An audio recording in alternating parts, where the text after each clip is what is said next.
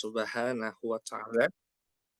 Pada kesempatan siang kali ini, izinkan saya sebagai moderator untuk memandu acara kita pada kesempatan siang kali ini. Maka dari itu, kita mulai acara kita yang pertama dengan pembukaan. Mari bersama-sama kita buka acara kita pada siang kali ini dengan lafaz basmalah. Bismillahirrahmanirrahim. Semoga kedepannya acara kita dapat berjalan dengan lancar dan teman-teman dapat menggapai informasi yang selama ini teman-teman inginkan. Baik teman-teman semua, sebelum kita lanjutkan, seperti biasa kami dari moderator ingin mengetahui di antara teman-teman yang hadir pada siang kali ini berasal dari sekolah mana dan daerah mana. Mungkin bisa tulis asal sekolah dan asal daerahnya di kolom chat. Tafadhol.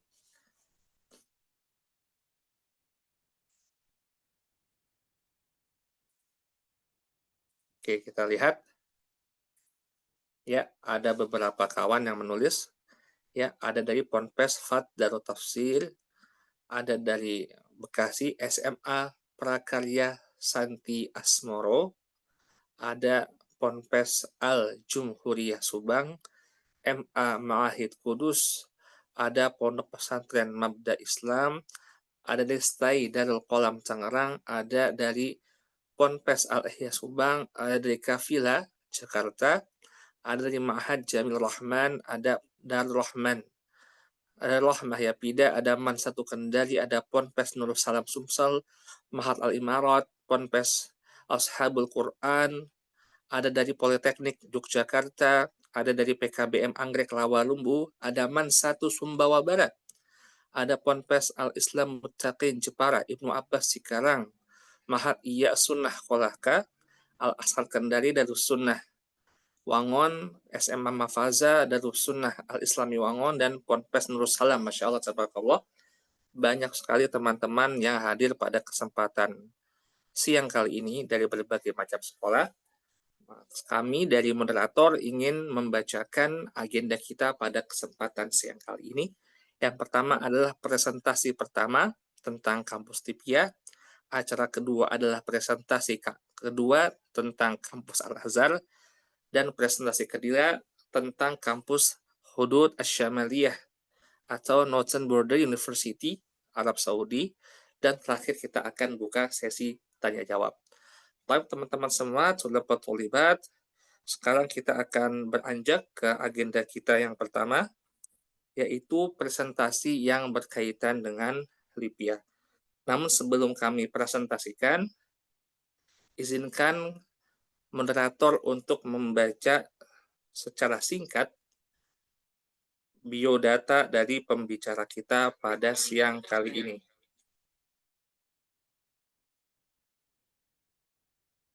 Ya, Taib.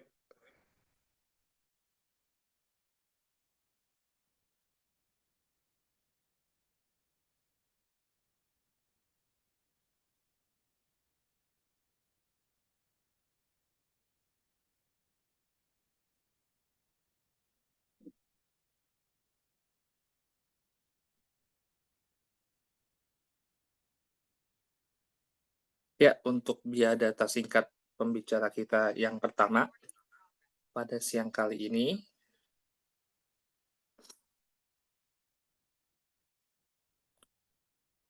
ya beliau adalah saudara kita.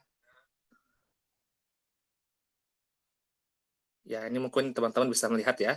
Saya akan share screen.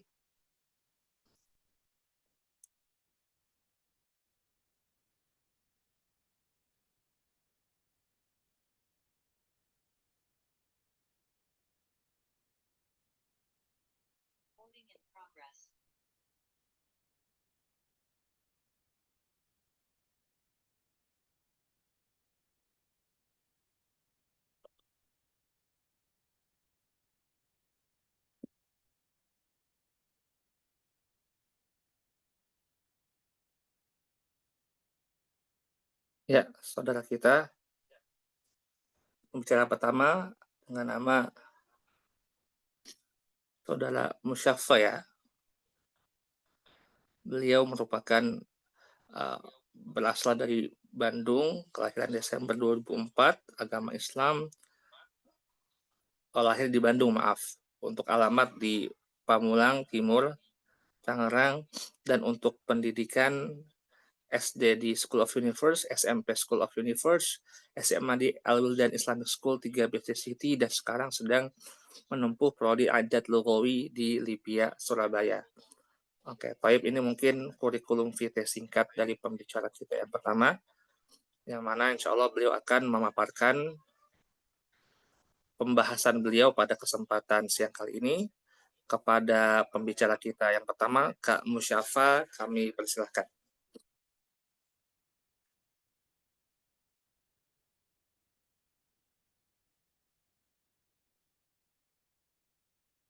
Oh ya, belum ini ya, belum kita open mic-nya.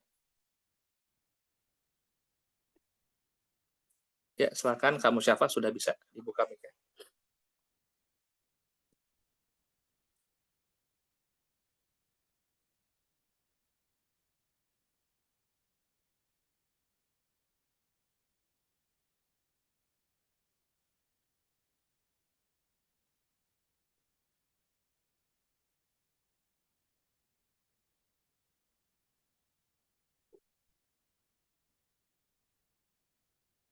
Oh, belum bisa ya? Belum bisa. Oke. Silakan Kak Musyafa, tadi sepertinya settingnya masih belum benar. Sudah bisa dibuka mic-nya?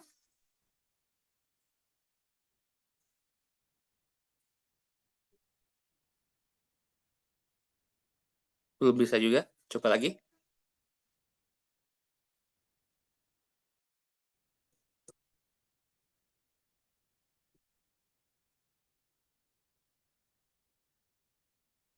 Sudah bisa?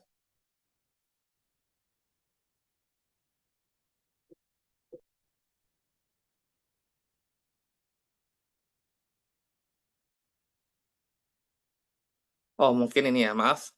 Ada kesalahan teknis.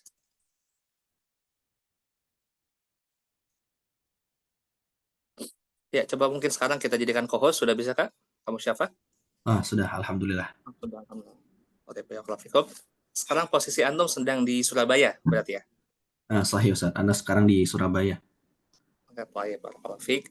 Mungkin sekarang kita bisa lanjutkan untuk 15 menit ke depan. Kita akan sama-sama membahas tentang Lipia Surabaya dan juga ada Togowi Lipia secara umum. Tafadhol, kami Baik, persilakan. baik. Bismillahirrahmanirrahim. Assalamualaikum warahmatullahi wabarakatuh. Waalaikumsalam warahmatullahi wabarakatuh. Perkenalkan, nama Ana Muhammad Musyafa Kamil Nindito. Antum bisa manggil Ana Musyafa. Sekarang Ana kuliah di Lipia Surabaya semester 4. Pada kesempatan kali ini Ana diberi amanah oleh ITAF untuk bisa sharing tentang Lipia, persiapan masuknya apa aja, mukoror yang dipakai apa, mata kuliahnya apa aja, dan sistem perkuliahan lainnya yang insya Allah semuanya akan kita bahas pada siang hari ini. Untuk mukoror yang digunakan selama kuliah itu, yang pertama ada Arabia Baina Daik atau yang kita kenal dengan ABY, itu kita pelajari di semester 1, kecuali untuk matkul tertentu seperti Khot dan Durus Minal Quran. Khusus dua matkul itu kita nggak pakai ABY, kita pakainya silsilah. Adapun untuk selanjutnya semester 2 sampai semester 4 itu kita nggak pakai ABY lagi. Jadi kita untuk semua matkul baik itu sorof, nahwu, balaghah, adab dan yang lainnya semuanya udah pakai silsilah. Untuk dosen di Lipia Surabaya sendiri kebanyakan dari Indonesia ya. Ada juga dari Arab Saudi walaupun itu nggak terlalu banyak. Kalau di Lipia Jakarta, Anda dapat info dari yang kuliah IDAT di sana hampir sama kayak di Surabaya, dari Saudi sama dari Indonesia juga. Cuman mungkin kalau S1 itu dosennya mungkin lebih beragam ya. Mungkin ada dari Mesir, ada dari Sudan, sama dari negara Timur Tengah yang lainnya. Oke, sekarang kita bakal bahas gimana sih persaingan untuk bisa dapetin beasiswa di Lipia ini. Bagi pendaftar alumni IKDAT yang pengen lanjut S1 di Lipia Jakarta, ada kabar baik nih, karena kuota yang disediakan oleh Lipia itu untuk mahasiswa untuk pendaftar alumni IKDAT itu lebih besar. Tapi ini juga nggak nutup kemungkinan kalau yang langsung dari SMA, langsung ke IDAT itu bisa insya Allah diterima. Eee, Tentunya diimbangi dengan doa dan persiapan yang matang. Untuk jumlah pendaftar Anda nggak bisa pastikan berapanya, yang jelas itu pasti banyak banget tiap tahunnya, mungkin bisa ratusan atau bahkan ribuan orang. Informasi lagi nih, IDAT Lipia Jakarta biasanya buka itu cuma 1 tahun sekali, dan 1 kali buka pendaftaran itu langsung untuk 2 semester, semester genap, semester ganjil sama semester genap. Semester ganjil itu biasa mulai kuliah bulan Agustus. Kalau semester genap biasanya dimulai bulan Januari. Masing-masing semesternya yang diterima itu ada 200 orang untuk ikhwan dan 113 orang untuk akhwat. Oke, kali ini kita akan bahas gimana sih kondisi Lipia saat ini, baik itu dari soal materi-materi tes, kapan dibuka, sama sistem perkuliahannya gimana. Untuk eh, waktu pembukaannya biasanya IDAT Lipia Jakarta Kak khususnya. Mustafa, maaf, izin. Baik. Ini slide-nya belum antum geser ya? Oh sudah, bentar, sebentar. Oh, Sudah berubah, Ustaz? kalau di Ana belum. Coba tapi antum lanjutkan saya dulu. Sebentar. Stop share. Oh iya,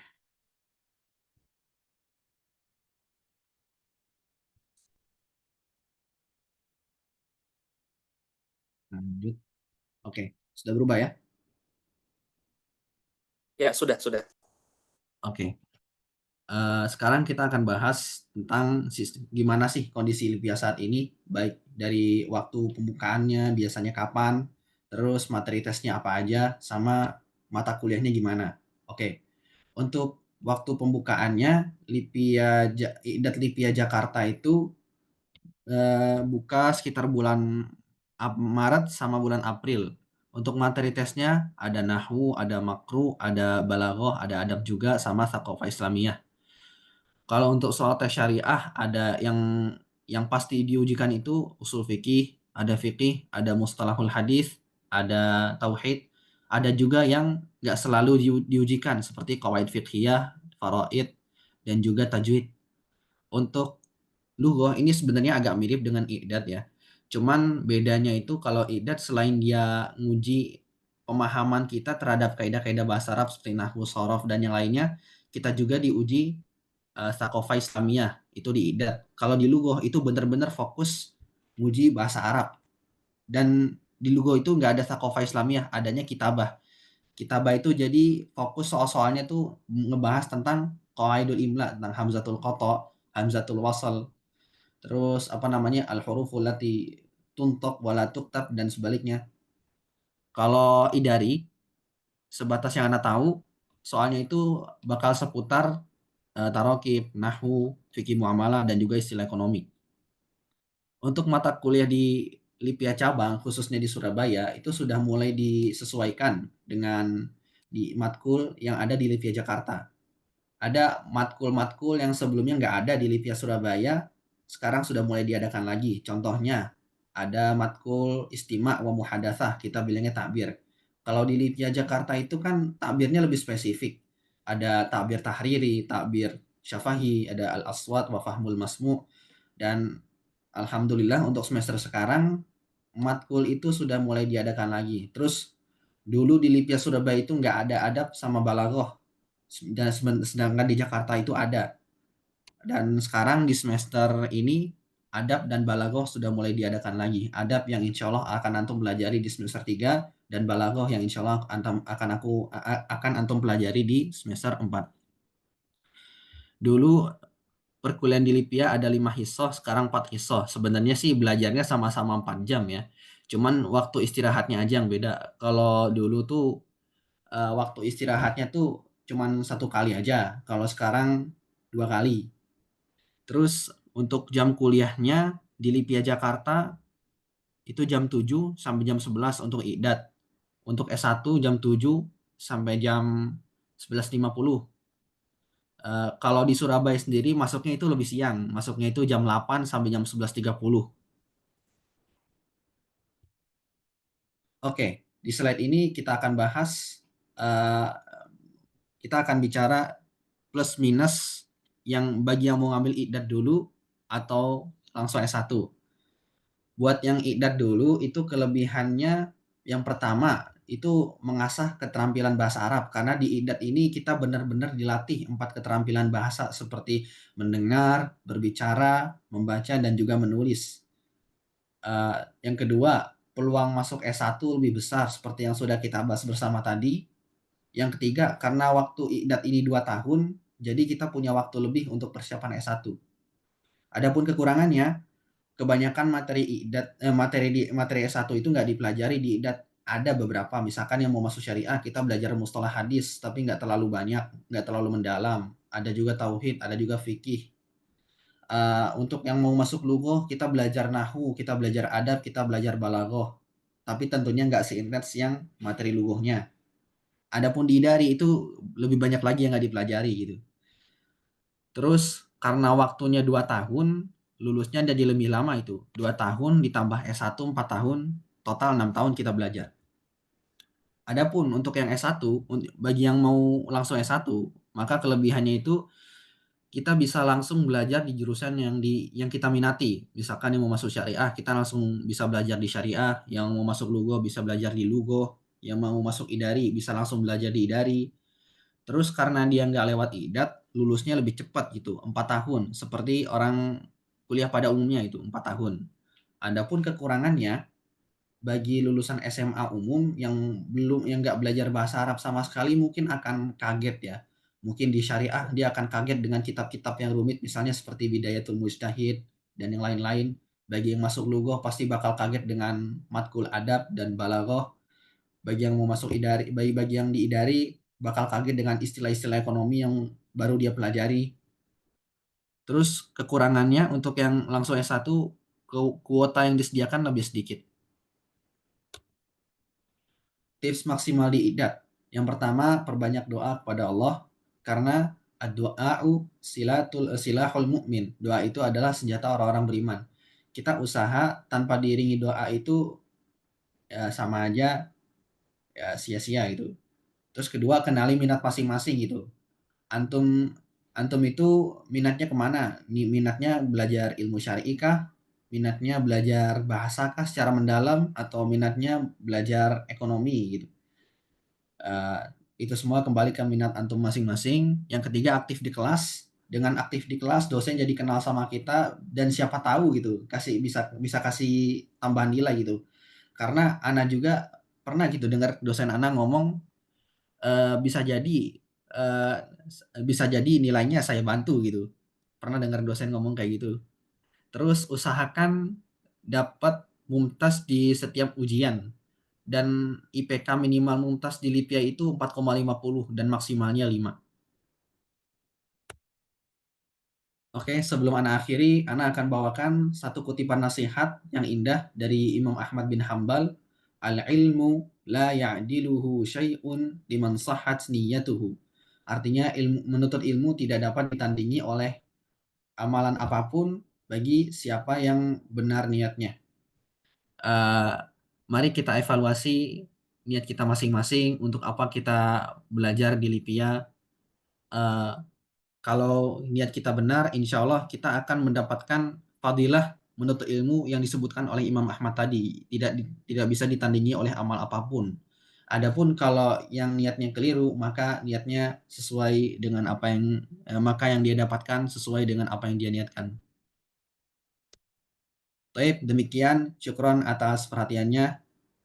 Syukron ala husni ihtimamikum wastimaikum. Wassalamualaikum warahmatullahi wabarakatuh.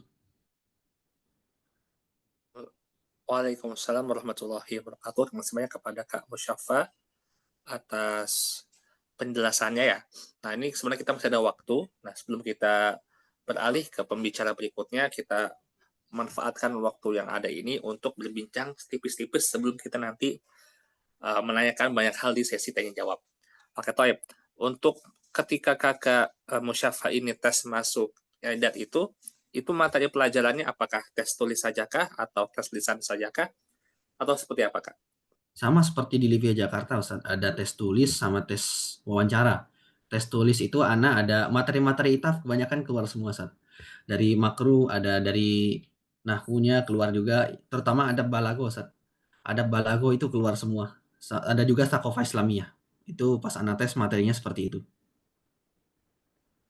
Berarti memang secara materi pelajaran yang dites, kalau Anda nilai itu dalam satu sisi lebih sulit dan lebih bervariasi LIPIA Surabaya dibanding LIPIA Jakarta. Karena memang LIPIA Jakarta ini kadang-kadang ujiannya itu hanya sekedar nahwu, kemudian makro, dan alamat tarkim itu ya, dan kitabah. Hmm. Kadang-kadang ada balagoh, kadang ada, kadang tidak. Tuh. Jadi memang kalau kita lihat secara umum, LIPIA Surabaya itu untuk adab dan balagoh lebih sering keluar di Surabaya dan dibandingkan di yang di Jakarta. Itu dari segi kesulitan soal. Namun dari segi persaingan, nah ini mungkin kalau Jakarta secara saingan lebih banyak, tapi secara soal bisa jadi lebih sulit Surabaya, gitu ya. Dan juga untuk berikutnya ketika tes lisan, apa saja yang ditanyakan? Kalau ana pas tes lisan itu ditanya perkenalan, terus baca teks lah, teks Arab itu disuruh i'rab, ditanya jamaknya, mufradnya, paling begitu, Ustaz. Adakah pertanyaan yang tentang hukum syari'i gimana segala macam atau nama penyair seperti itu? Kalau ana sih nggak ada, Ustaz, waktu itu. Nggak ditanya. Oh, jadi memang ini ya kurang lebih sama antara IDA Jakarta atau lainnya untuk pertanyaan IDA Luwawi memang ketika wawancara itu cenderung lebih simple. Tapi jangan kita remehkan pelajaran lainnya. Terkadang ada dosen yang mungkin ingin menanyakan hal-hal yang di luar apa yang kita perkirakan. Baik, dan terakhir sebelum kita tutup, untuk biaya hidup di Surabaya itu seperti apa kurang lebih? Wah, biaya hidup Surabaya tuh bervariasi ya. Bisa tergantung kebutuhan lah. Untuk makan sih Kali paling 15.000 itu cukup. 15.000. Kos ada, makan, Pak Tari. ah, sekali makan ya bisa 15.000 lah. Kalau kos itu yang 500.000 itu banyak. Harga kos yang 500.000, 600.000, sampai 800, sampai 1 juta ke atas juga ada. Oke, jadi memang kurang lebih sama seperti Jakarta ya, tapi mungkin sedikit lebih murah kali ya Surabaya itu, atau sama saja? Iya, sedikit lebih murah mungkin nih.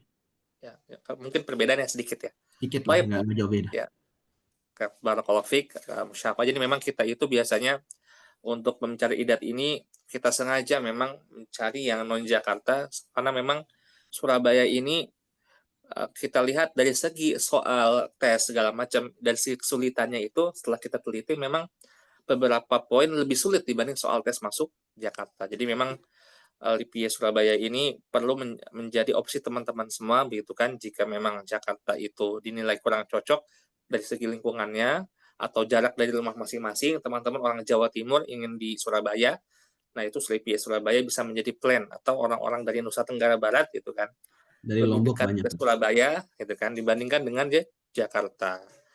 Hmm. Baik, Barakallahu Fik. Nah, untuk pertanyaan berikutnya akan kita simpan dulu dan sekarang alhamdulillah telah hadir 104 peserta ya. Sudah semakin banyak yang hadir. Ahlan wa sahlan wa marhaban bikum atas kehadirannya. Jazakallah khairan Kak Musyafa. Mungkin Kak Musyafa bisa break dulu ya sekitar mungkin ya 40 menit bisa break dulu atau stay di sini karena kita akan berlanjut ke pembicara berikutnya. Baik, itu merupakan pemaparan yang singkat, jelas, dan padat dari Kak Musyafa. Sekarang kita akan berlanjut ke pembicara kita yang kedua, yaitu kita akan bersama Kak Muhammad Nabil Al-Muttaqi. Muhammad Nabil Al-Muttaqi, yang mana di sini saya izin untuk membacakan saja CV singkat beliau. Nama beliau Muhammad Nabil Al-Muttaqi, yang mana beliau merupakan alumni dari Al-Hassan Islamic Modern Boarding School, yang mana beliau memiliki pengalaman ya di berbagai macam organisasi dari sekolah seperti supervisor of student, head of worship section OPMA, and head of student orientation Al Hasan Islamic Boarding School. Dan juga beliau menguasai 3 bahasa, Indonesia, English, dan Arabic. Yang mana sekarang Kak Musyafa ini sedang kuliah di Al Azhar Kairo. Nah ini mungkin teman-teman untuk Al Azhar ini kita sengaja mencari pembicara yang fresh, baru masuk tahun ini gitu ya, baru masuk tahun kemarin, maafkan. Karena memang dari segi info itu akan lebih up to date dibandingkan dengan teman-teman yang sudah masuk 2 atau 3 tahun yang lalu. Oke, sekarang kita akan sapa Kak Nabil.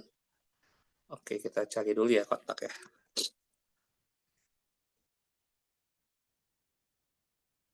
Oke ya, Kak Nabil mungkin bisa buka mic-nya. Ayo, Assalamualaikum Kak Nabil. Waalaikumsalam warahmatullahi wabarakatuh. Ya, Terima kasih banyak fikum atas ya. waktunya, Ustadz. Ya, baik. Ini antum lulusan Al Hasan ya? Betul, Ustadz. Ya mungkin antum juga pilih Mesir ini pertimbangannya karena Ustadz Pondok Antum itu alumni S3 sana kan ya? Betul. Ustadz Satori. Kebetulan mudir pondok kita sendiri S1, 2, dan S3-nya di Mesir. Oh, Masya Allah, barakallahu fi. Baik. Nah, sekarang antum lagi di Mesir ya posisinya? Betul, Ustadz. Oh, baik. Nah, ini berarti kita spesial ya untuk pembicara kedua langsung dari Mesir yang mana memiliki jarak waktu kurang lebih 4 jam ya. 4 jam lebih lambat dibanding kita. Sekarang kita jam 1, di sana sedang jam 9 lewat. Baik, tanpa berpanjang kalam, kami persilakan kepada Kak Nabil untuk mempresentasikan tentang Al-Azhar Kairo. Tafadhol, Kak.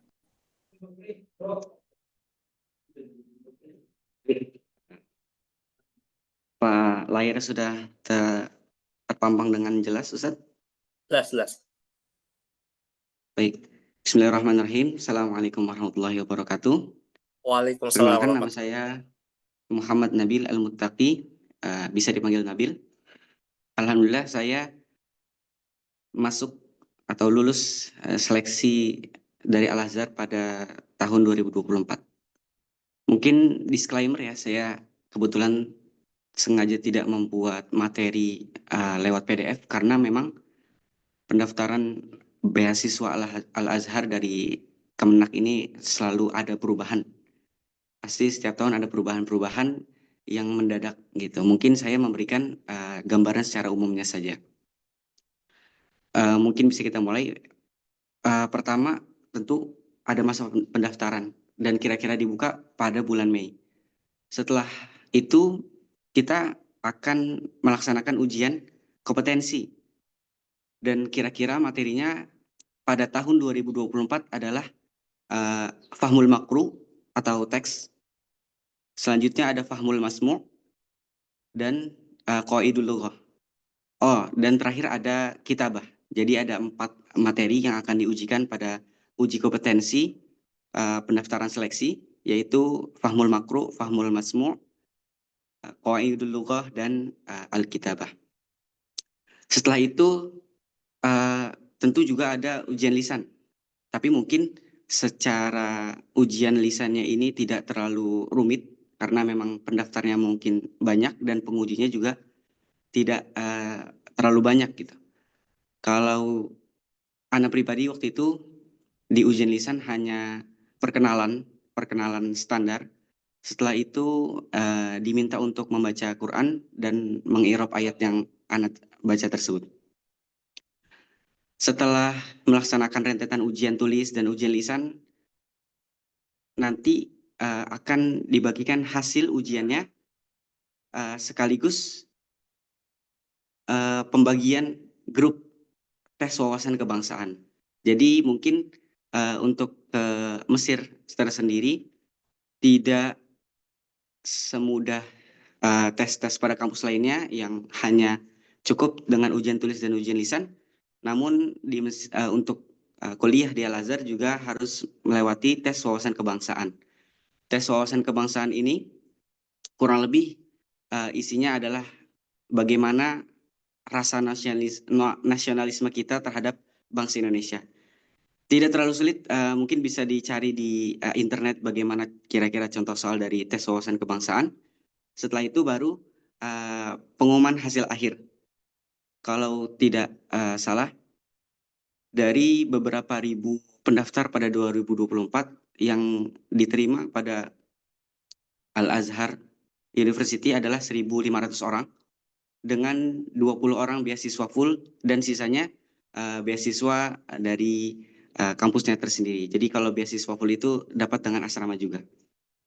Baik, setelah kita mendapatkan pengumuman hasil akhir, apakah kita lulus atau tidak. Jadi bagi calon mahasiswa yang sudah lulus akan melewati masa-masa yang disebut dengan daurah lughah atau martikulasi bahasa.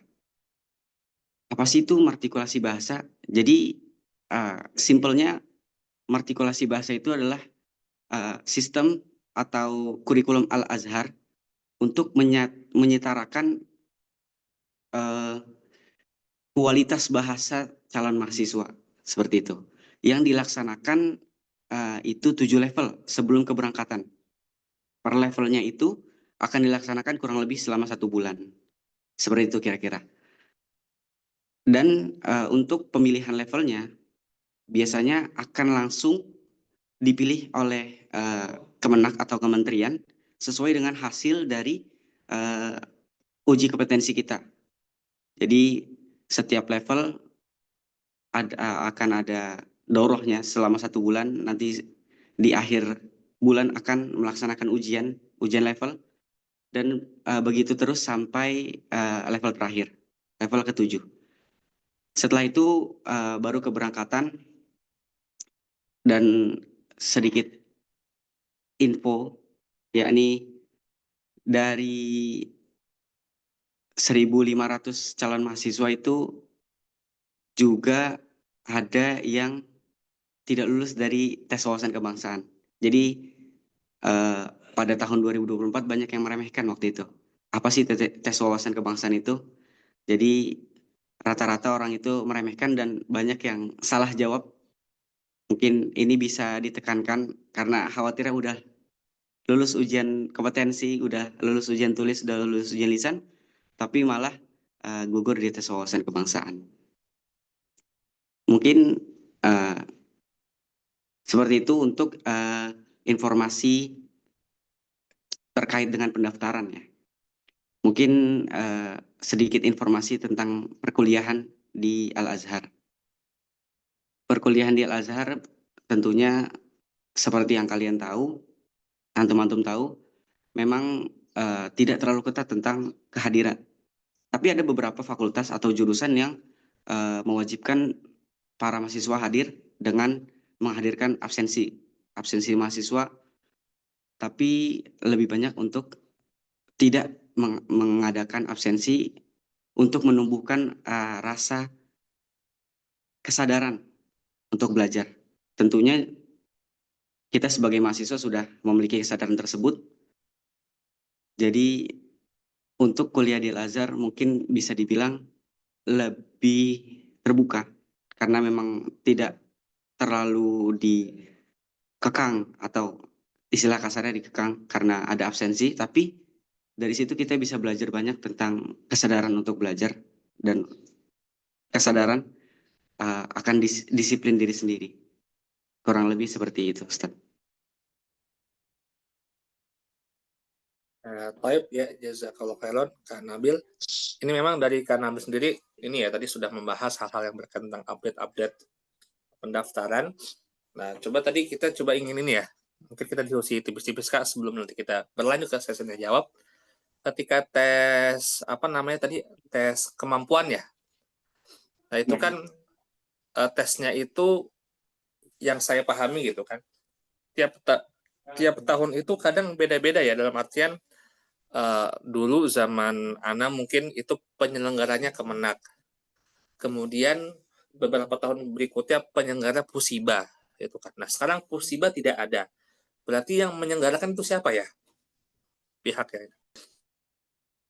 Pusiba sebenarnya tetap ada, tapi mungkin namanya diganti Ustadz. Jadi Markas Al-Azhar Indonesia atau disingkat MAI.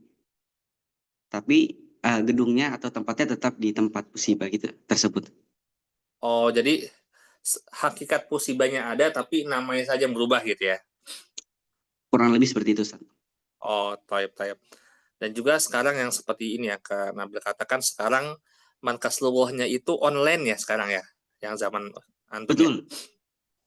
Pada tahun 2024 ini memang markas lugohnya atau doroh lugohnya semua calon mahasiswa diadakan online di Indonesia.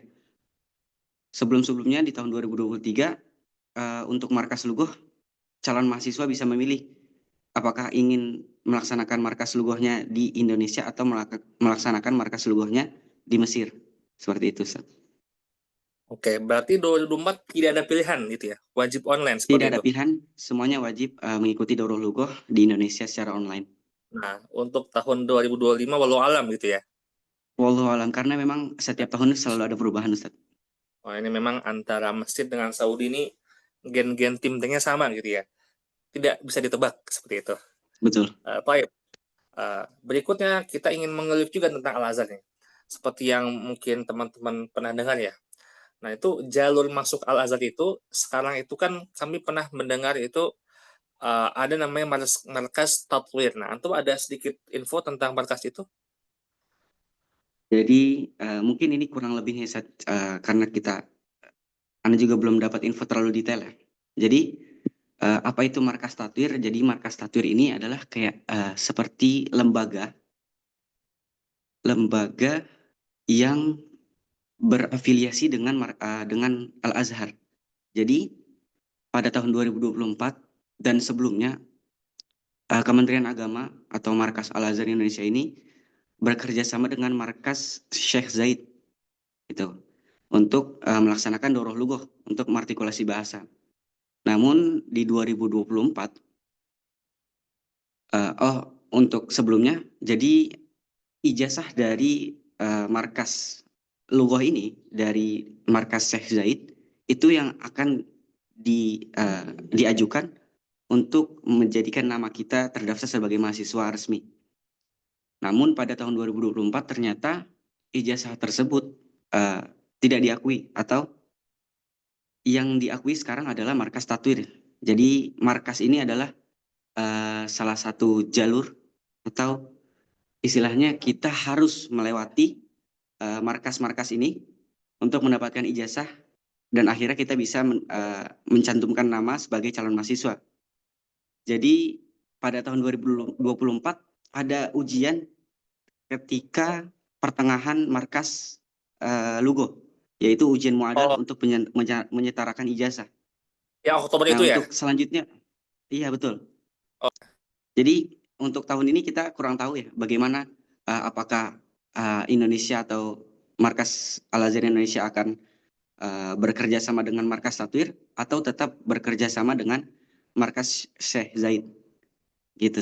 Oke, baik. Jadi memang teman-teman siap-siap nih ketika sudah lolos Al-Azhar, siap-siap untuk mengikuti segala macam ini peraturan yang akan dihadapi. Di antaranya mungkin peraturan yang berkaitan dengan pembelajaran markas lugoh sendiri yang bisa jadi ada perubahan-perubahan yang tidak terjadi di tahun-tahun sebelumnya. Dan juga berbicara tentang Al-Azhar di Kairo ini, yang memang kita sering dengar, apakah 2024 ada siswa dari SMA non Kemenak, SMA umum gitu, tanpa muadalah yang bisa diterima, atau memang semuanya sebenarnya bisa asalkan ikut muadalah yang Oktober itu? Itu mungkin seperti apa? Kadang-kadang memang masih banyak simpang siur tentang ijazah SMA non Kemenak. Untuk tahun 2024 untuk calon pendaftar semuanya wajib menggunakan ijazah MA atau yang di bawah naungan Kementerian Agama atau dengan ijazah pondok pesantren yang telah bermuadalah. Seperti itu, Ustaz. Jadi pada tahun 2024 ijazah non MA tidak diterima. Karena memang syarat wajib untuk melakukan pendaftaran adalah mencantumkan atau melampirkan ijazah MA atau dalam naungan Kementerian Agama. Ya, jadi begitu teman-teman ya. Jadi memang peraturan terakhirnya itu ijazah MA dari Kementerian Agama. Namun memang saya pernah mendengar ada beberapa sekolah yang bisa memberangkat sekolah mereka itu ijazah SMA. Tapi mungkin ini perlu ditakit lagi ya, karena memang informasi seperti ini bersifat tertutup dan juga perlu banyak takkit lagi. Karena memang saya pernah ketemu mudirnya kebetulan. Dan dari sekolah itu mudir berkata bisa memberangkatkan dengan jalur lazim, tapi bisa diterima. Makanya ini memang perlu digali lebih dalam lagi ya, karena memang secara umum peraturan terakhir kita mengambil peraturan umumnya masih harus berijazah di bawah Kementerian Agama. Yang mana teman-teman semua ada salah satu alumni ITAF juga ya. Sekolah beliau ini SMA, Kemendikbud gitu kan, Kementerian Pendidikan, maaf. Bisa tembus Al-Azhar dengan jalur Kemenak. Kok bisa padahal ijazah Kemendikbud? Karena beliau mendaftar dengan status pondoknya. Jadi SMA sekolah beliau itu kan pesantren. Nah, untuk izin pondoknya itu ternyata izinnya Pondok Kementerian Agama. Jadi bisa mendaftar walaupun SMA-nya Kemendikbud, tetapi pondoknya itu Kemenak, dan itu bisa mendaftar untuk lanjut kuliah di Al-Azhar, Mesir. Baik, jazakallah khairan Kak Nabil atas presentasinya. Jadi teman-teman bisa tahu ya informasi terupdate. Jadi yang masih penasaran nanti bisa kita sediakan kesempatan di akhir nanti setelah presentasi ketiga kita akan membahas hal-hal yang berkaitan tentang pertanyaan-pertanyaan yang ingin teman-teman utarakan. Baik, jazakallah khairan Kak Nabil, barakallahu fiik. Ya, teman-teman semua, sekarang kita akan berlanjut lagi menuju pembicara kita yang ketiga, yaitu Kak Azka ya. Yang mana Kak Azka ini beliau masih sangat hangat sampai Saudinya, gitu kan. Kalau Kak Musyafa itu masuk Lipia 2023, kalau Kak Nabil itu 2024, akhir ya di Mesir. Kalau Kak Azka ini 2025, gitu kan. Masih hangat baru menginjakan kaki di Arab Saudi. Yang mana alhamdulillah beliau telah hadir di tengah-tengah kita semua. Yang mana beliau akan fokus membahas tentang sebuah kampus yang namanya itu mungkin jarang didengar oleh teman-teman semua, yaitu Jami'ah Al-Hudud Asy-Syamaliyah atau biasa kita kenal dengan Northern Border University yang berada di daerah Arab Saudi. Oke, sebelum kita lanjutkan, saya akan membacakan singkat profil dari pembicara kita yang ketiga, yaitu Kak Azka yang berasal dari Jami'ah Hudud Asy-Syamaliyah. Nama beliau adalah Azka Afif Zuhair. Untuk pendidikannya beliau MTS Al-Irsyad Tengaran, MA Al-Irsyad Tengaran, dan sekarang kuliah di Northern Border University. Kemudian prestasi beliau juara 1 MAPSI cabang TIK, juara 1 MTQ Fahmil Quran Kabupaten, dan juara Harapan 2 MTQ cabang Fahmil Quran Provinsi. Dan pengalaman beliau anggota divisi ibadah OSIS MA Al-Irsyad, wakil ketua himpunan bela diri Al-Irsyad, anggota education team Al-Irsyad, anggota tim redaksi, dan anggota PPMI Arab Saudi divisi eksternal, yang mana mungkin beliau sebentar lagi akan ada pelantikan ya, dari PPMI Arab Saudi. Taib, Kak Azka, apakah sudah terhubung dengan kita? Baik, Ustaz. Taib, barakallahu fiik. Nah, ini untuk pembicara kita yang ketiga ini langsung dari Northern Border University. Itu kotanya apa, nama kotanya itu? RR ya kalau nggak salah. Ya, nama kotanya RR. Taib. Nah, ini mungkin teman-teman biasa mendengar Najran, Taif, Makkah, Madinah, Riyadh, nah tapi belum pernah mendengar RR. Nah, ini mungkin banyak hal baru yang akan teman-teman dengarkan. Maka kita akan simak bersama-sama presentasi dari pembicara kita yang ketiga, Kak Azka, yang akan sharing kepada kita semua. Kepadanya kami persilahkan. Barakallahu fiik. Oke, Taib. Bismillah. Assalamualaikum warahmatullahi wabarakatuh. Waalaikumsalam Teman-teman, warahmatullahi wabarakatuh. jazakumullah khairan kepada tim ITAF atas waktunya yang diberikan kepada kami.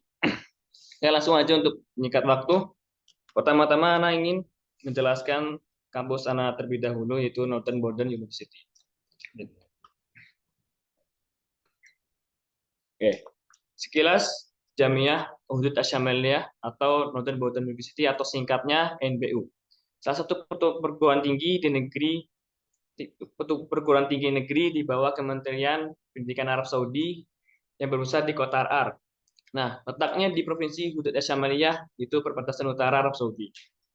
Didirikan pada tahun 2007 melalui dekret Raja Abdullah bin Abdul Aziz dalam kunjungan bersejarahnya ke Provinsi Hudud Asyamaliyah. Next. Lalu kenapa kampus ini dinamakan NBU? Karena NBU ini merupakan salah satunya kampus negeri yang ada di Provinsi Hudud Asyamaliyah atau Northern Border. Meskipun begitu, kampus ini nggak cuma di satu kota, ada di 4 kota, itu ada di kota Ar-Ar, Rofha, Turaif, dan Uwaikila. Nah, untuk kampus akhwatnya, yaitu kampus akhwat untuk Saudinya, itu dia di kota Uwaikila. Next. Nah, sekarang kita melihat peta UNIF yang berada di Arab Saudi. Nah, seperti kita tahu, kalau Mekah Madinah itu berdekatan antar jaraknya. Nah, kalau untuk UNIF ANA di Northern Border University itu di letaknya di perbatasan utara Saudi, jadinya itu dekat dengan Jordan dan dengan Irak. Next. Nah, lalu fakultas apa aja sih yang ada di NBU ini?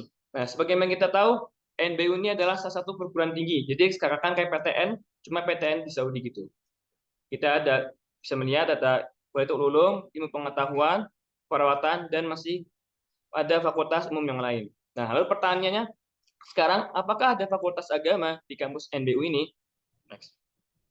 Nah, fakultas syariah dan lughah nggak adakah? Nah, jadinya fakultas syariah dan lughah memang tidak ada. Tetapi syariah dan lughah itu masuk dalam prodi fakultas sosial dan humaniora.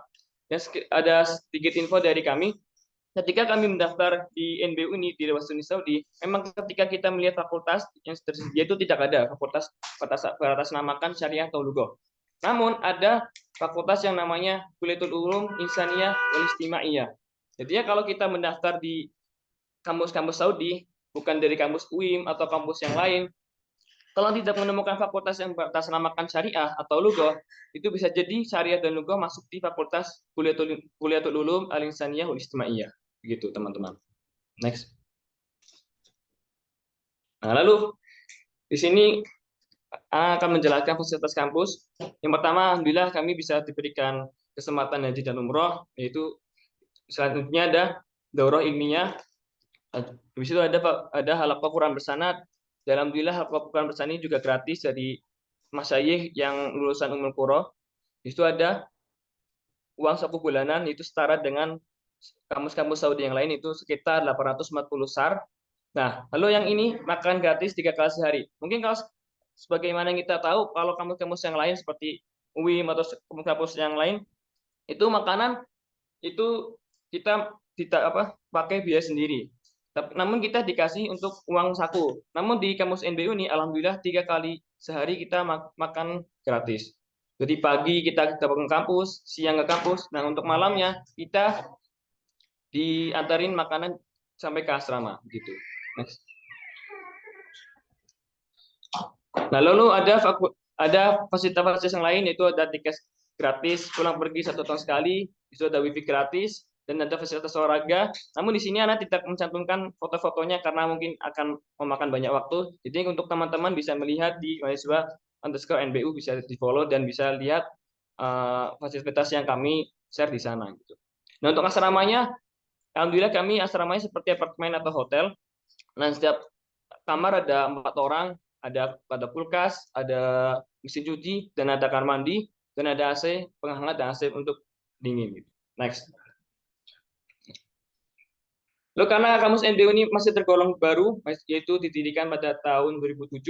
Nah, total mahasiswanya masih 16.415 untuk saat ini.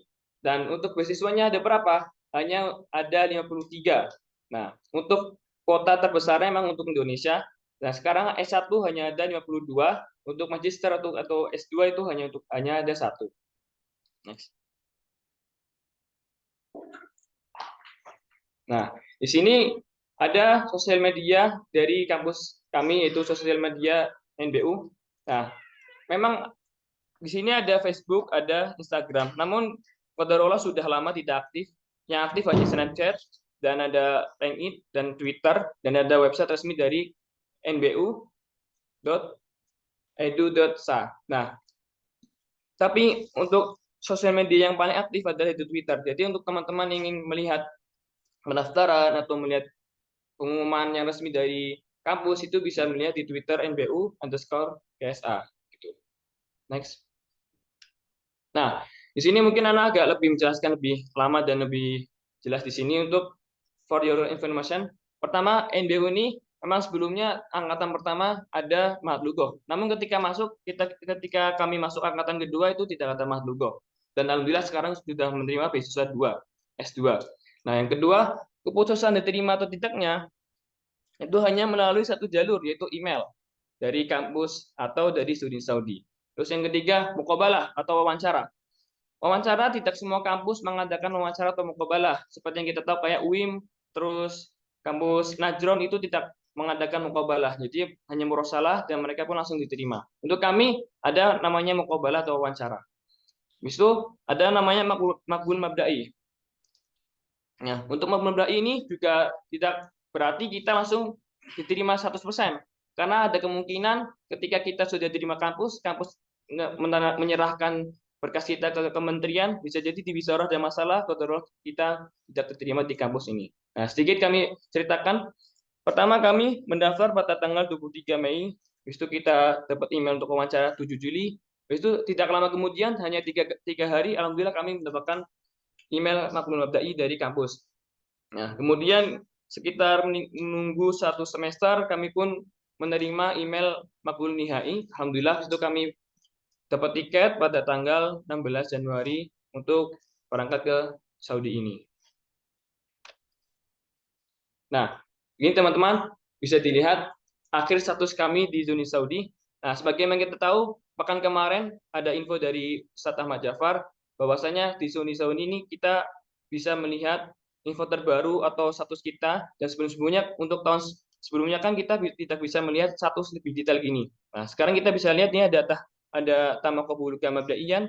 Terus walaupun anak sekarang udah diterima di sini, itu halal talab anak ini masih tahta lijro. Jadi bukan maqbul nihai atau maqbul mabda'i gitu. Nah, di sini ada namanya Jamiah Udud Asyamaliyah Muakkad. Nah, Muakkad ini maksudnya adalah berkas kami sudah diterima di NBU gitu. Next. Nah, langsung aja ada namanya tips daftar dan muqabalah berdasarkan pengalaman kami di NBU ini dan berdasarkan pengalaman teman-teman kami yang di sini. Next. Nah, di sini. Yang pertama, ada namanya SKCK. Gunakan SKCK dengan keterangan melanjutkan pendidikan dan catatan tidak ada cap tidak untuk luar negeri. Karena ketika Anda mendaftar, Anda mendapatkan PDF dari mahasiswa Najron yang diterima di Uni Saudi pada tahun 2024. Ketika Anda baca, Anda mendapatkan info ini. Lalu pun Anda mengikuti tips ini, dan alhamdulillah, Anda pun berkas Anda diterima semua. Dan ketika Anda menanyakan teman-teman yang diterima juga, itu mereka sama sekali tidak ada cap yang tidak untuk luar negeri. Jadi mereka ada yang bikin di Mabes atau bikin di Polda. Tapi tidak menutup kemungkinan jika kalian bisa bikin SKCK di Polres atau di Polsek, selama tidak ada cap tidak untuk luar negeri, itu insya Allah bisa untuk mendaftar di studi Saudi. Begitu teman-teman. Habis itu insight atau info-info. Nah, kita kalau bisa mencari info yang banyak dan pastinya yang valid, yang benar seputar SIS. Melalui apa? Melalui media sosial, Twitter, atau X dari kampus, atau Instagram Saudi, atau tanya ke mahasiswa kampus yang tuju. Nah, sebagai tambahan juga dari kami, yang pertama, kenapa kita harus sering-sering ngecek info di Twitter kampus? Karena pertama, menurut pengamatan kami dan menurut pengalaman kami, pada tahun ini dan atau tahun sebelumnya, Studi Saudi itu hanya menerima beasiswa dari kampus-kampus yang sudah mengumumkan pendaftarannya, pengumuman pendaftaran atau tasjilnya itu di Twitter atau di X kampus. Nah, jadinya kita belum menemukan kayak kampus ini belum mengumumkan pendaftarannya di X, namun dia menerima siswa. Kita masih belum menemukan info itu. Nah, terus kenapa kita harus menanyakan langsung ke mahasiswa yang kampus kita tuju? Nah, kita harus menanyakan. Contoh nih, kita mendaftar di kampus kayak kami di sini di NBU ini. Nah, kita tanya dulu apakah kemungkinan kita bisa keterima sana. Karena ketika kita menanyakan kepada cutting, mereka pun bisa menjawab insya Allah bisa karena ada asrama baru. Nah, di situ bisa menjadikan poin poin penting bagi kita. Ada celah-celah yang insya Allah kita bisa masuk di kampus tersebut gitu. Itu ada namanya berkas, yang pasti kita harus lengkapi, update, perkuat, dan perkuat berkas. Nah, untuk pengalaman kami ketika itu, Ana semuanya lengkap kecuali satu, itu ada TOEFL Arab. Ketika itu Ana tidak menyantumkan TOEFL Arab. Nah, habis itu ada sertifikat TAFID 30 dus, alhamdulillah itu mutun. Ana pun mutun hanya hadis arba'in. Itu prestasi yang lainnya seperti prestasi lomba atau prestasi daurah dan lainnya. Nah, itu yang kemudian adalah santuy. Itu santai ya. Nanti kita untuk mendaftar studi Saudi kita harus santai teman-teman. Karena kalau kita daftar terlalu awal, takutnya kejadian seperti tahun kemarin. Studi Saudi ketika membuka untuk kami, untuk para pejuang beasiswa, itu pada 1 bulan awal, kedorong ada namanya trouble atau website ini masih tidak stabil. Nah, ketika itu Studi Saudi hanya membuka 3 pilihan kampus. Nah, tapi berjalannya waktu 1 bulan kemudian, kita juga tidak tahu kenapa tiba-tiba Studi Saudi membuka 5 pilihan kampus. Jadinya kejadian untuk teman-teman kami juga yang di pondok itu tidak bisa mendaftarkan dirinya 5 pilihan kampus karena sudah mendaftar terlebih dahulu begitu. Lanjut.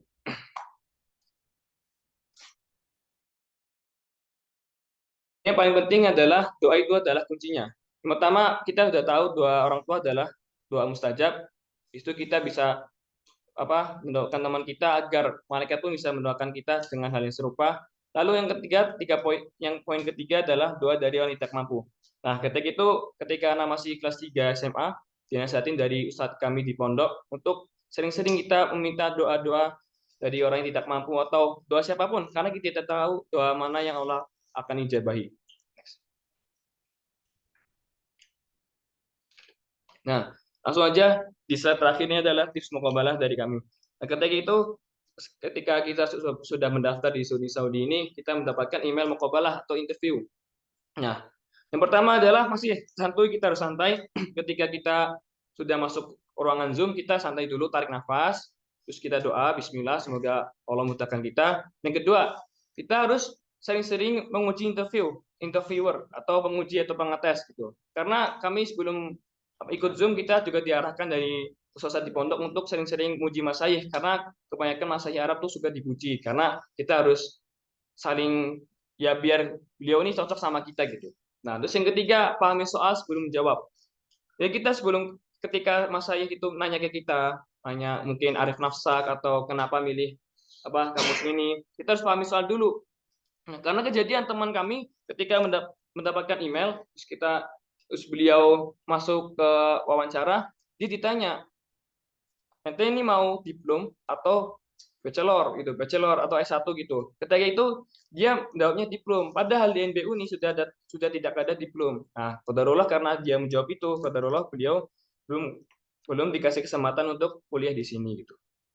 Itu yang ketiga, gak buru-buru mungkin sama seperti yang santai. Terus yang ketiga, ceritakan prestasi sebanyak mungkin. Nah, ketika wawancara pertanyaan pertama yang Anda masih ingat itu kita disuruh arif nafsak, perkenalkan diri kami. Nah, di situ kesempatan kita untuk menceritakan apa aja sih yang kita pernah capai di hidup ini. Ketika itu Ana menjawab, Ana pernah menang lomba ini, terus kegiatan sehari-hari pernah jadi imam atau ngajar TPQ gitulah. Pokoknya seakan-akan tunjukkan privilege kita kepada masyayikh di sana. Terus yang terakhir itu cari sinyal kuat dan stabil. Karena ketika teman kami juga yang berasal dari tempat yang tidak mungkin sinyalnya nggak kuat atau nggak stabil, ya dia rumahnya kodoro di pelosok desa, dia tidak menemukan sinyal yang kuat atau stabil. Nah, ketika jam waktunya itu, dia kodoro tidak bisa masuk Zoom. Nah, ketika itu beliau pun juga udah mengirimkan email ke pihak kampus untuk wawancara ulang, tapi kodorolah beliau tidak diberi kesempatan untuk wawancara ulang. Gitu teman-teman, seputar kampus dan sekilas kampus dari kami dan tips muqabalah dan tips daftar dari kami. Syukran Ustaz. Barakallahu fikum.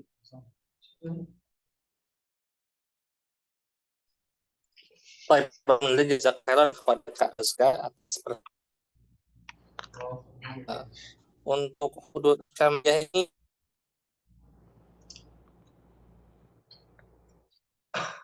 daftar itu milihnya 3 apa berarti tadi itu? Kampusnya 3 apa 5? Ketika Anda daftar, kita itu Anda daftar yang ketika Saudi punyai 5 pilihan. Ya, nomor satukan NBU ini di pilihan pertama. Gitu, Ustaz. Di 5 kita bisa melihat dari 5 pilihan kampus ini KSK menjadikan NBU. Ya, Ustaz.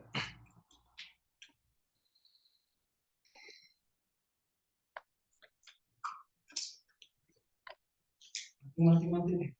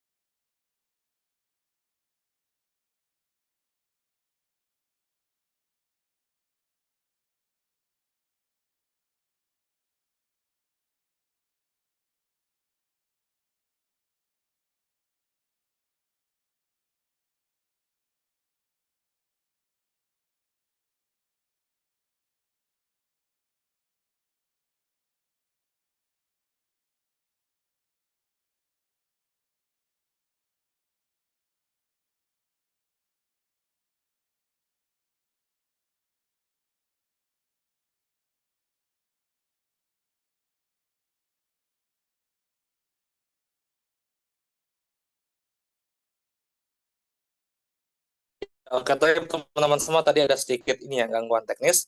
Ya, sekarang kita akan langsung masuk ke sesi tanya jawab. Ya, di waktu yang tersisa kita akan masuk ke sesi tanya jawab yang mana teman-teman bisa menuliskan pertanyaannya di kolom chat untuk pertanyaan diberikan kepada pembicara. Baik, sekarang kita ke pertanyaan pertama dari ini ya, peserta. Afan izin bertanya, apakah bisa kemungkinan diterima di kampus pilihan kedua atau ketiga? Ini mungkin sesuai dengan yang diketahui oleh Kak Azka ya. Jadi memang sesuai informasi yang dengar, apakah ada yang diterima NBU dan menjadikan NBU ini sebagai pilihan kedua atau ketiga atau di kampus Saudi lainnya? Silakan Kak Azka. Oke, setuju, Ustaz. Syukron. Untuk info yang kami terima sampai saat ini, untuk teman-teman kami dari Indonesia dan teman-teman mahasiswa asing yang lain, itu tidak ada yang diterima di NBU ini kecuali dia menempatkan NBU ini di pilihan pertama, gitu, Ustaz. Karena sistem studi Saudi yang kami dapatkan infonya dan berdasarkan pengalaman itu sistemnya kan ada 5, Ustaz. 5 pilihan. Nah, kalau pilihan pertama itu tidak mengecek berkas kita, itu tidak akan langsung ke bawah, tidak akan langsung pindah ke pilihan kedua, begitu, Ustaz. Jadi kita harus tahu dulu apakah kampus yang pilihan pertama itu benar-benar akan mengecek dan membuka pendaftaran atau tidak, walaupun ada di studi Saudi, begitu. Jadi naudzubillah kita menampakkan kampus A contoh, dan kampus A ini emang sama sekali tidak membuka beasiswa untuk mahasiswa asing. Nah, jadinya sampai kita nggak tahu kapan di kampus pertama ini, pilihan pertama kita nggak tahu sampai kapan dia akan menyerahkan berkasnya ke kampus yang kedua. Bisa jadi kampus 2 itu memang menerima beasiswa, tapi tidak akan diberikan berkas dari pilihan pertama karena alasan yang tadi, gitu, Ustaz. Maaf Kak, untuk Kak Azka, nanti acara pelantikannya itu online atau offline nggak? Online, Ustaz. Online ya. Tapi mungkin kita izin bentar ya untuk minjam sebentar. Kemudian Iya, Ustaz. berikutnya pertanyaan ini ya dari yang lain. Tapi sebelum itu mungkin saya ingin sedikit talik ya teman-teman semua berkomentar atas jawaban Kak Azka. Jadi memang kita bisa melihat tadi Kak Azka bilang jika ada kampus yang memang saat itu tidak menerima orang asing maka tidak akan diperiksa. Jadi memang ini pasti seperti informasi yang pernah kami dengar dengan kampus Prinsatam ya, Prinsatam University, yang mana saat itu sang pembicara saat itu beliau mengatakan untuk diterima Prinsatam ini Indonesia itu akan digilir sekian tahun berikutnya. Karena tahun depan jatah untuk Filipina, tahun depan untuk Kamboja, tahun depan untuk negara Asia Tenggara lain, baru nanti dapat jatah Indonesia lagi itu tahun sekian. Jadi memang ada mekanisme seperti itu yang memang kita tidak tahu terkadang gitu kan, kapan jatah bagi Indonesia untuk menerima pendaftaran untuk menerima mahasiswa dari Indonesia. Tapi teman-teman semua, sekarang kita berlanjut ke pertanyaan. Kita langsung fokus ke Livia mungkin ya. Semua pertanyaan Livia kita tanyakan. Pertama untuk ini Kak Musyafa ya, untuk Livia tentang hafalan Al-Qur'an ya. Apakah ada hafalan Al-Qur'an yang disyaratkan ketika daftar Livia, dan apakah Livia itu beasiswa? Nah, ini mungkin pertanyaan yang sebagian orang belum tahu. Mungkin Kak Musyafa silakan untuk menjawab. Bismillah. Untuk hafalan Al-Quran, setahu ana di Idat Lugawi nggak disyaratkan ya. Kalau untuk syariah itu wajib 5 juz. Untuk lugoh itu, lugoh dan idari setahu ana tuh diutamakan 5 juz. Itu yang ana tahu. Adapun Livia ini beasiswa atau tidak, maka Livia ini beasiswa 100% ya. Beasiswa gratis, dapat uang saku gitu. Ya, itu yang ana tahu. Dan juga mungkin ada yang bertanya, ketika tes IDAT itu apakah online atau offline? Kalau tes tulisnya itu online ya. Kalau tes wawancaranya itu tergantung prodinya. Kalau kemarin Ana pas tes wawancara itu online, pas IDAT kemarin juga ada yang offline, tergantung prodinya sih.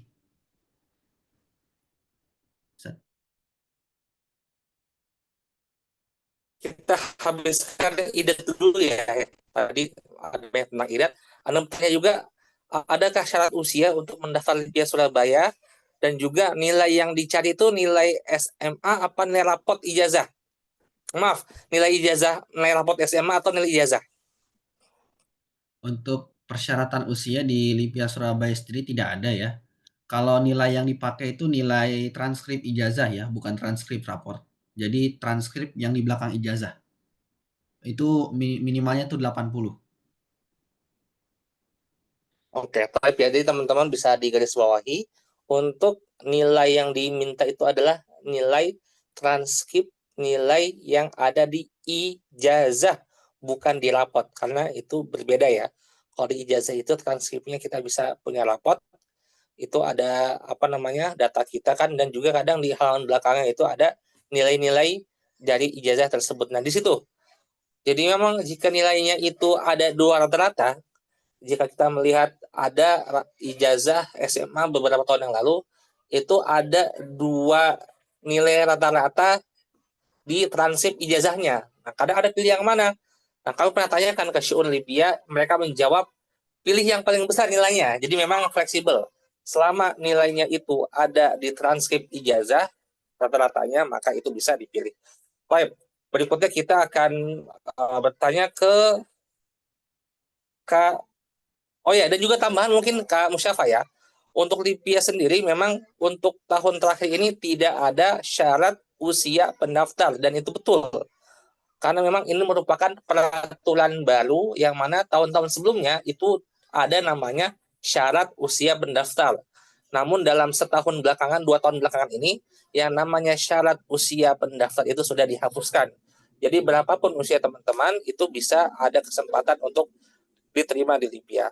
Baik, sekarang kita berlari ke Mesir dulu ya. Kita akan melihat soal yang berkaitan dengan Mesir. Nah, ada yang bertanya untuk Kak Nabil ya. Betul. Oke, ya. Dari banyaknya camaba Al-Azhar yang gugur, faktor terbesar apa yang menjadi penyebab mereka belum diterima dan di sesi mana? Terbesar tentunya di ujian tulis dan ujian lisan, Ustaz. Dari kolong lebih itu ada sekitar 3.000 sampai 4.000 pendaftar pada tahun 2024. Yang diterima itu sekitar 1.500. Jadi setengahnya gugur. Dari 1.500 itu juga setelah itu ada tes lagi namanya tes wawasan kebangsaan. Di situ kurang lebih ada sekitar 50 sampai 100 orang yang gugur. Cuma rasanya kan saya sangat disayangkan gitu. Dari 3.000 udah lolos ke yang 1.500 tapi tersingkirkan di tes wawasan kebangsaan. Kurang lebih gitu, Ustaz. Kemudian ada yang bertanya, adakah syarat hafalan Al-Quran ketika mendaftar di Al-Azhar? Mungkin bisa dijelaskan. Kalau untuk mendaftar syarat hafalan Quran tidak ada. Cuma mungkin di beberapa penguji ujian lisan ada yang menanyakan jumlah hafalan dan mencoba untuk bertanya kemampuan hafalannya. Cuma tidak diwajibkan untuk menjadi syarat pendaftaran sebagai calon mahasiswa. Dan ketika sudah diterima itu mengkorol untuk hafalannya itu 8 ya kalau tidak salah ya, untuk 8 semester, 8 juz. Untuk enggak, 4. Jadi setiap tahun 1 juz di semester 2. Oh, jadi bukan di semester 8 ya? 2 ada ujian. Di sana juga ada setor. Bukan 8, Ustaz. Oh ya. Maksudnya ini mungkin sudah ada perubahan kali ya, karena memang beberapa kesempatan yang lalu mungkin sudah lama juga ya saya tidak update. Itu yang saya tahu masih itu 8 juz. Sekarang jadi 4 berarti ya? Informasi yang saya dapat juga, jadi tes Al-Quran ini diadakan di semester 2 di ujian akhir kenaikan tingkat, dan setiap tingkat itu dites 1 juz. Mulai dari juz 1 untuk tingkat 1, juz 2 untuk tingkat 2 dan seterusnya sampai tingkat 4. Oke, Taib. Dan kemudian ada yang bertanya ke Nabil, apakah ada beasiswa di Al-Azhar atau bahasanya seperti ini. Jika kita diterima lewat Kemenak itu berarti apa saja yang kita tidak perlu bayar dan beasiswa di Al-Azhar, dan apa saja mungkin beasiswa yang akan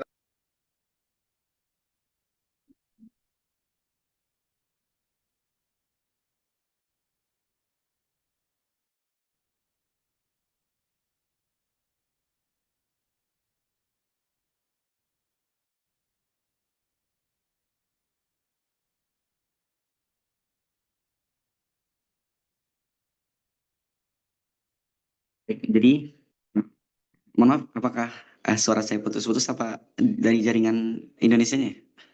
Apa dari saya? Coba sudah. Mungkin seandainya agak berat, Kak Nabil bisa off cam aja. Yang lebih besar dari kepalamu. Lebih besar dari kepala. Mix orangnya. Volume. Bagaimana tidak? Assalamualaikum. Apaan? Suara sih kedengeran? Dengeran, Kak. Oke. Mohon maaf. Jadi untuk terkait beasiswa, jadi pada tahun 2024 itu dari 1.500 calon mahasiswa yang terdaftar, yang mendapat beasiswa dari Kementerian Agama ada 20 orang. Apa aja sih yang didapat dari beasiswa Kementerian Agama itu? Yang pertama ada uang saku, dan yang kedua ada asrama. Karena secara umum kuliah di Al-Azhar tersendiri itu tidak ada bayaran kuliah. Cuma Ana dengar-dengar sih kemungkinan tahun depan atau tahun ini akan ada bayaran, dan itu pun juga tidak terlalu mahal. Dan gimana untuk mahasiswa yang nggak dapat beasiswa atau dari selain 20 orang ini? Jadi dari selain 20 orang ini, semua biaya keberangkatan itu ditanggung pribadi. Biasanya nanti setelah terdaftar sebagai calon mahasiswa, akan memilih mediator atau lembaga yang membantu kita untuk berangkat ke Mesir, gitu. Kurang lebih total biaya di kisaran 14 sampai 17 juta rupiah. Itu sudah termasuk dengan biaya sewa rumah pada bulan pertama, biaya akomodasi seperti tiket pesawat dan lain-lainnya, dan kebutuhan rumah seperti kasur, lemari, dan lain-lain. Baik. Oh ya Kak, ada tambahan pertanyaan. Ada batasan usia ijazah kah ke masjid itu sekarang? Kalau tahun kemarin itu batasan ijazah 4 tahun kalau nggak salah. 4 tahun ya. Oh, jadi memang untuk teman-teman yang keluaran 2019 sepertinya belum bisa. Tapi memang saya Itu ini ya, tahun, terkadang ya. iya, itu mungkin di tahun kemarin, cuma kita juga belum tahu untuk tahun ini Iya. bagaimana regulasinya, Ustaz. Oh ya, karena memang seperti itu ya. Kita tidak bisa menetapkan, tapi kita mungkin menjadikan tahun kemarin sebagai patokan dasar dulu. Karena memang saya juga melihat ada seorang, mungkin antum juga tahu ya, artis pemain film yang kuliah lagi di Mesir. Nah ini beliau kan usianya sudah lumayan nih, gitu kan, 30-an lebih lah gitu kan. Nah itu beliau S1, S2 atau kuliah seperti apa ya? Apakah Jadi mungkin untuk pengetahuan sedikit aja, Ustaz, sharing-sharing aja. Untuk Al-Azhar ini bukan hanya dengan satu jalur, yaitu lewat Kemenak, tapi ada dari beberapa lembaga juga. Tapi mungkin memang bayarannya lebih mahal gitu, Ustaz. Dan dari Al-Azhar tersendiri tidak pernah membatasi batasan usia. Jadi yang membatasi itu biasanya dari Kementerian Agama tersendiri. Tapi dari beberapa lembaga juga ada yang membebaskan gitu, Ustaz. Jadi dari lembaga tersebut dia berangkat dan dia daftar dari lembaga tersebut ke Al-Azhar, dari bukan jalur Kemenak gitu, Ustaz. baik barakallahu fiik kepada Kak Nabil. Nah, sekarang kita akan kembali ke Arab Saudi lagi ya. Kita akan kembali ke Arab Saudi, bertanya hal yang berkaitan dengan Jami'ah Al-Hudud Asy-Syamaliyah secara khusus dan juga sistem study in Saudi secara umum. Karena memang kita bisa melihat ya, tadi Kak Azka itu daftar di tahun 2024 dan keterima dan sudah sampai di Saudi tahun 2025, dan ini memang tergolong cepat ya bila kita bandingkan dengan sistem pendaftaran di Saudi dalam 10 tahun yang lalu atau 15 tahun yang lalu. Sekarang bisa kita nilai ini sudah tergolong cepat. Tidak sampai 1 tahun dari pendaftaran, pendaftar sudah bisa kuliah di kampus yang dituju dengan tentunya mengikuti tes-tes yang sudah ditetapkan. Baik, untuk Arab Saudi, nah mungkin ada pertanyaan berikutnya. Apakah untuk Tholibat, mungkin setahu kakak ya, apakah wajib pakai mahram atau seperti apa?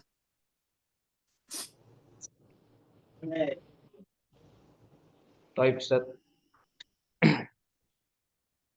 Untuk pendaftaran studi Saudi sekarang tidak ada persyaratan wajib mahram. Begitu, Ustaz. Dan juga mungkin saya melihat ada sebagian teman-teman yang masih belum paham ya. Ternyata memang di Saudi itu semuanya beasiswa ya, beasiswa yang secara umum beasiswa. Jadi ada yang bertanya apakah ada beasiswa UIM? Nah, jawabannya adalah secara umum itu beasiswa, kecuali UIM online itu yang berbayar.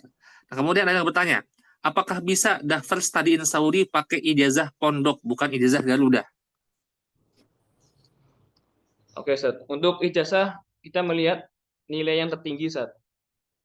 Apakah itu ijazah dari negara atau ijazah pondok begitu. Ya, betul. Karena Ya. juga ada teman kami yang mendaftar pakai ijazah negara dan dia juga diterima begitu, Ustaz. Oh, jadi dua-duanya bisa ya? Ada kemungkinan dua-duanya bisa?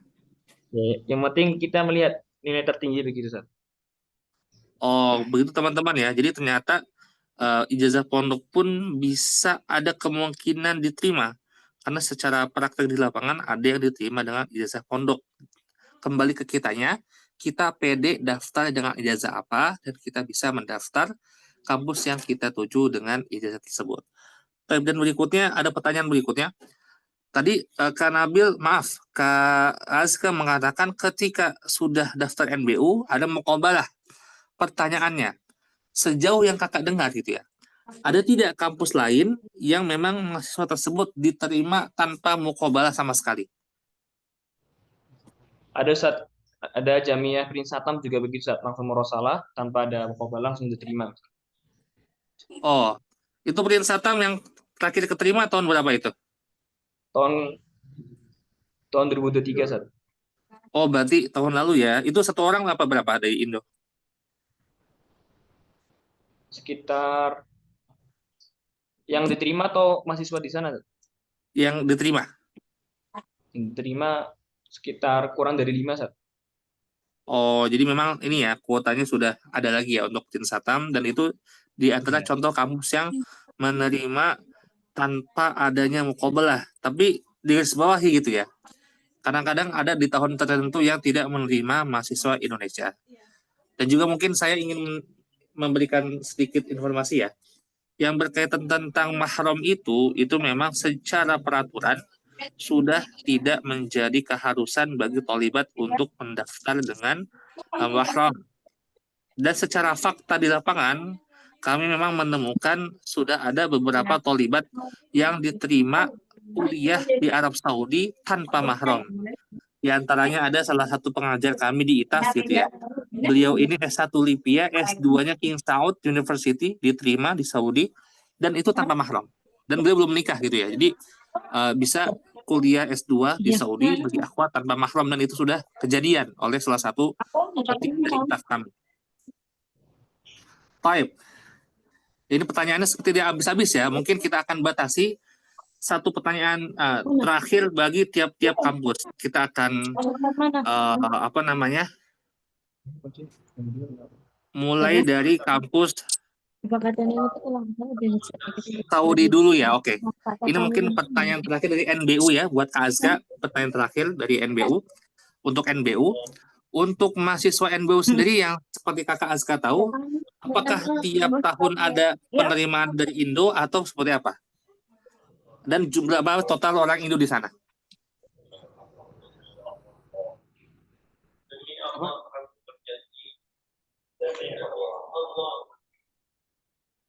Gimana, Ustaz? Untuk NBU, apakah tiap tahun menerima dari Indonesia atau tidak? Dan berapa total Indonesia di sana? Untuk mahasiswa Indonesia sekarang total ada 18, Ustaz. Ada 18. Itu ada yang semester 8 ada 4 orang, dan untuk mahasiswa barunya ada 14. Jadi 19. Oh, jadi bisa Untuk- kita simpulkan ya. Ya. Dan untuk apakah setiap tahunnya menerima pendaftaran menerima mahasiswa Indonesia, kita masih belum dapat infonya, walau biswab. Tapi kalau kita hitung-hitung, ini 14 tambah 4 itu berarti 18, itu kan sudah total. Berarti ada semester ada 2 tahun, ada dua angkatan yang tidak ada Indonya, seperti itu ya kurang lebih. Karena memang tadi kan semester 84, semester 1 14, berarti kurang lebih ada 2 angkatan yang tidak ada mahasiswa Indonya. Karena memang ketika kami mengadakan webinar beberapa tahun lalu dengan Al-Akh Zaid ya, ketika itu memang mahasiswanya masih 5 orang gitu. Dan sekarang sudah 18, dan itu pertambahan yang sangat banyak. Dan sekarang kita akan masuk pertanyaan terakhir untuk Al-Azhar. Oke. Pertanyaan terakhir untuk Al-Azhar. Pertanyaannya adalah, ya.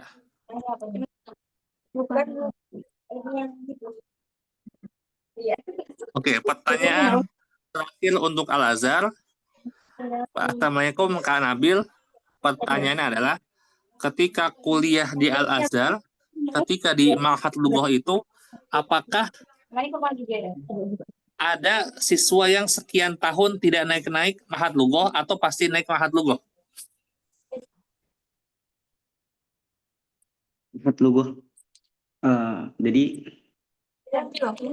ini Ma'had Lughah ini, kalau kita sebagai mahasiswa di sini, Ma'had Lughah ini adalah orang yang mendaftar sebagai mahasiswa tapi tidak menggunakan jalur Kemenak.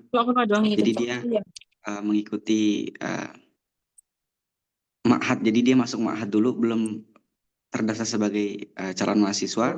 Dia berangkat ke Mesir, masuk ke Ma'had untuk belajar materi yang akan diujikan pada tahun berikutnya nanti.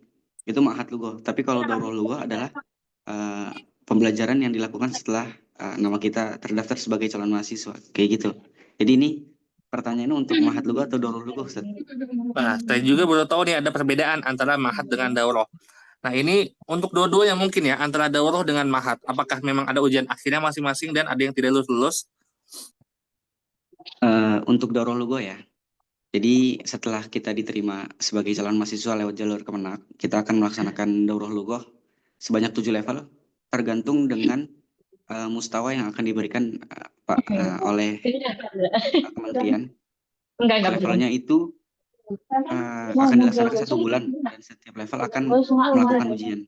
Dan dari ujian tersebut, setiap levelnya ada kemungkinan bagi calon mahasiswa yang tidak naik karena memang tidak memenuhi syarat atau tidak memenuhi kriteria nilai dari level tersebut. Kalau untuk ma'had lughah, karena kita juga ma'had lughah itu sedikit ya. Jadi dari lembaga membuka jalur pendaftaran ma'had lughah untuk berangkat ke Mesir. Setelah itu mereka belajar dan setelah itu mereka mendaftarkan diri sebagai mahasiswa, bukan lewat jalur Kemenak. Biasanya kayak gitu, Ustaz, kalau ma'had lughah.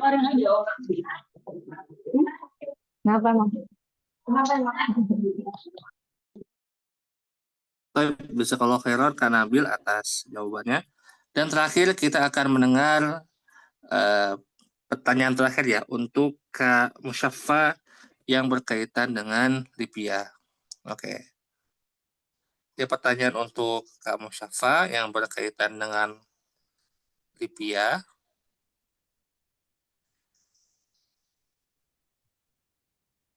Ya, kita lihat pertanyaannya. Oke, ini mungkin sebagian sudah sudah dijawab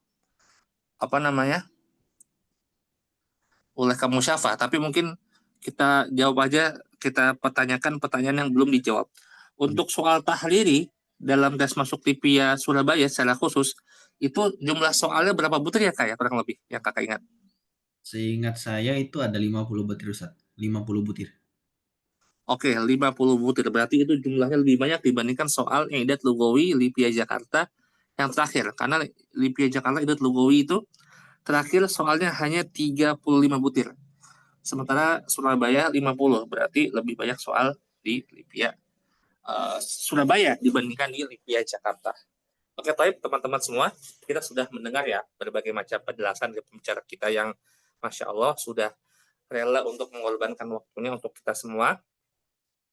Dan juga teman-teman semua, pada kesempatan siang kali ini, sebelum kita tutup acara kita ingin mendengarkan dari masing-masing pembicara tadi closing statement atau pesan terakhir ya, sebelum kita mengakhiri acara kita pada siang kali ini.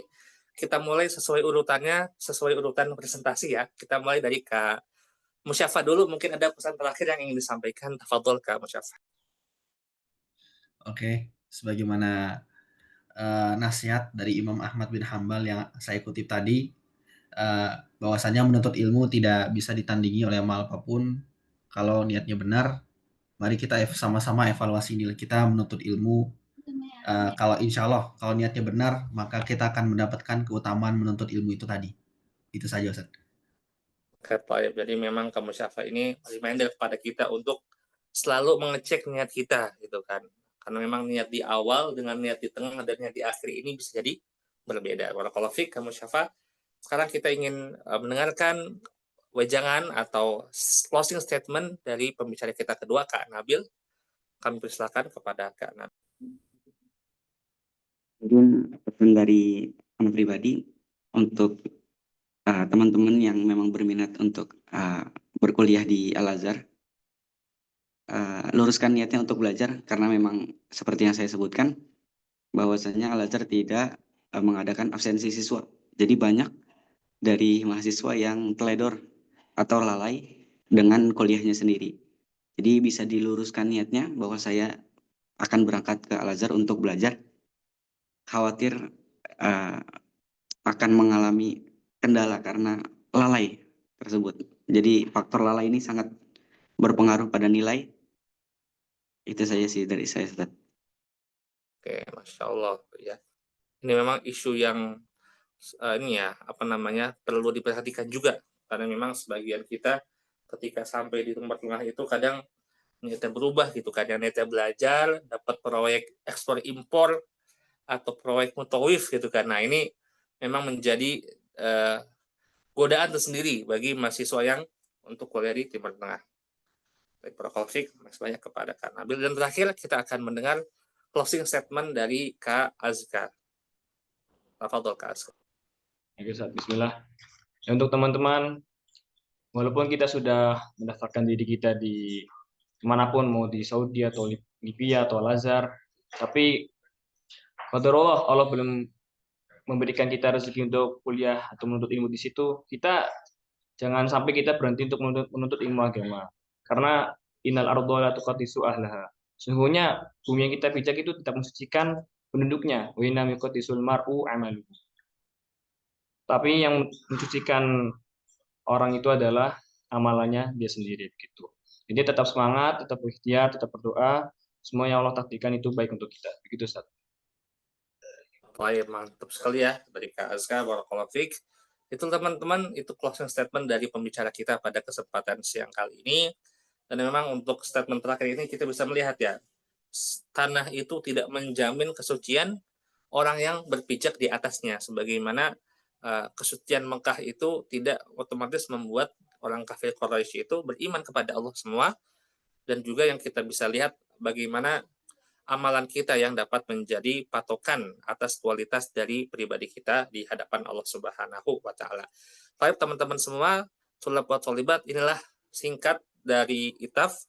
Mungkin ada beberapa hal yang dirasa kurang, itu bisa dilanjutkan mungkin komunikasinya secara pribadi melalui media sosial masing-masing pembicara kita. Dan juga untuk teman-teman semua, terima kasih banyak atas kehadirannya. Semoga teman-teman bisa meraih prestasi dengan melanjutkan studi di kampus terbaik masing-masing. Dan juga memang kita sengaja pada kesempatan siang kali ini mencari pembicara itu yang berasal dari alumni atau yang pernah mengikuti program ITAF.